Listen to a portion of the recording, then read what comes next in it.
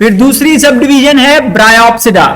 Bryopsida को commonly हम mosses कहते हैं, आम जबान में अंग्रेजी में इसको मॉस कहते हैं, और मॉस ग्रो करती हुई आपने जगह जगह पे देखी है, अमूमन मॉइस्ट प्लेसेस के ऊपर ग्रो करती है, लेकिन पहले वालों की निस्बत ज्यादा ड्राई जगह पर ग्रो कर सकते हैं। यानी कि लाजमी नहीं है कि पानी की लहरें आ रही होंगी तो सिर्फ वहीं सरवाइव करना है, बल्कि जहां दिन में एक दो दफा पानी थोड़ा बहुत गिर जाता है वहां पे भी ग्रो कर जाएंगे। कभी कभी पानी गिरता है, 2-3 दिन बाद भी पानी आ जाता है तो फिर भी सरवाइव कर जाएंगे। तो निस्बतन ड्राई प्लेसेस के ऊपर ग्रो करते हैं, लेकिन रिप्रोडक्शन के लिए बहरहाल पानी जरूरी है। तो अमूमन काफी ज्यादा तादाद में ग्रो करते हैं और मट्टी के ऊपर प्रॉपर कुशन या मैट सा बना देते हैं, बिल्कुल कालीन जैसा स्ट्रक्चर बनाया हुआ होता है, बिल्कुल नरम मुलायम बारीक सा। यहाँ पे आपको मट्टी के ऊपर, दरख्तों के ऊपर जगह जगह ग्रो करते हुए नजर आ रहे हैं। ये भी आपने पत्थरों के ऊपर ग्रो करते हुए कई दफा देखे हुए होंगे। अब इनके अंदर भी गेमेटोफाइट उसी तरह से डोमिनेंट है, यानी कि जो मेन आपको प्लांट नजर आता है, जो ग्रीन कलर का मैट आपको ग्रो करता हुआ नजर आ रहा है, वो एक्चुअली गेमेटोफाइट है। और गेमेटोफाइट यहां पर वेल डिफरेंशिएटेड है। वेल डिफरेंशिएटेड का मतलब ये है कि उसमें क्लियर कट फर्क नजर आता है। थैलस नहीं है बॉडी, बल्कि पता लगता है कि ये वाला स्ट्रक्चर डंडी जैसा बना हुआ है, ये वाला स्ट्रक्चर पत्ते जैसा बना हुआ है, ये राइजोइड्स हैं, तो क्लियर कट नजर आता है। जैसा कि यहाँ पे आपको ये पौधा नजर आ रहा है, तो इसके अंदर पत्तियां सी बनी नजर आ रही हैं, डंडियां बनी हुई हैं बकायदा, और नीचे राइजोइड्स हैं, तो क्लियर कट आपको फर्क नजर आता है। राइजोइड्स यहाँ पर मल्टी सेलुलर हैं, एक से ज्यादा सेल्स पर मुश्तमिल हैं, और लीफ और स्टेम से रिजेंबल करने वाले स्ट्रक्चर्स हैं। एग्जाम्पल्स हैं फ्यूनेरिया और पॉलीट्राइकम। कॉमनली आजकल के मौसम में फरवरी में जब बारिशें होती हैं तो जहां पर नमी है वहां पर कॉमनली ग्रो करते हुए आपको मिलते हैं। अब एंथ्रीडिया और आर्चिगोनिया बाज स्पीशीज के अंदर एक ही प्लांट के ऊपर लगते हैं। अगर एक प्लांट के ऊपर लग रहे होंगे तो अलग अलग ब्रांचेस के ऊपर होंगे, ठीक है।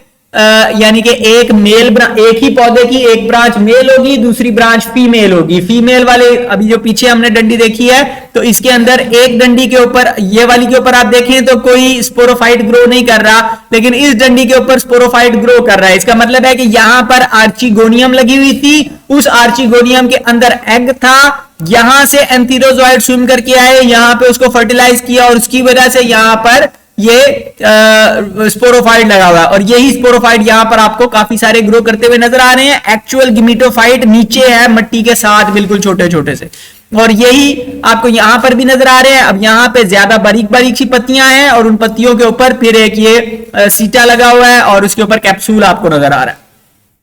तो एंथ्रीडिया और आर्चिगोनिया बाज स्पीशीज में, मसलन फ्यूनेरिया में एक ही पौधे के ऊपर अलग अलग ब्रांचेस के ऊपर एंथ्रीडिया और आर्चिगोनिया लगते हैं। बाज स्पीशीज में मेल प्लांट अलहदा होगा, फीमेल प्लांट अलहदा होगा। मिसाल के तौर पे पॉलीट्राइकम है तो उसमें मेल अलहदा होता है, फीमेल अलहदा होती है।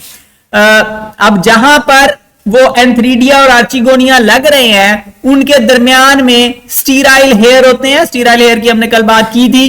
तो वो एंथ्रीडिया के दरमियान, ये दरमियान में कुछ ये स्टीराइल हेयर आपको नजर आ रहे हैं। यहां पर भी आपको दिखाया हुआ है कि ये जो रेड कलर का स्टेन हुआ मोटा सा नजर आ रहा है, ये एंथ्रीडिया है, और दरमियान में वो ट्रांसपेरेंट सी डंडियां लगी हुई हैं। इनको हम पैराफाइसिस कहते हैं। इंपॉर्टेंट ऑब्जेक्टिव है, स्टीराइल हेयर को यहां पर पैराफाइसिस कहते हैं, जो एंथ्रीडिया और आर्चिगोनिया को कवर करने, उनको प्रोटेक्ट करने का बंदोबस्त करते हैं।